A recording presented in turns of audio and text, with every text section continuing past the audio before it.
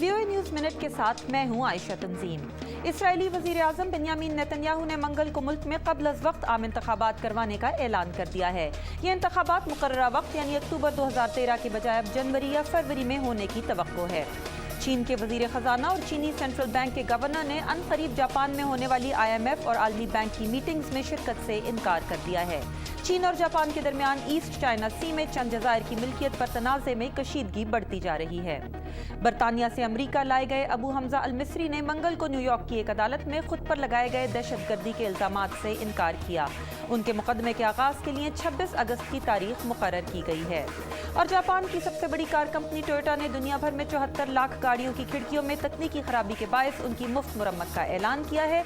2005 से 2010 के दरमियान तैयार की जाने वाली इन गाड़ियों के विंडो स्विच से आग लगने का खतरा हो सकता है। आप देख रहे थे VOA न्यूज़ मिनट। मज़ीद खबरों के लिए हमारी वेबसाइट urduvoa.com पर आएँ।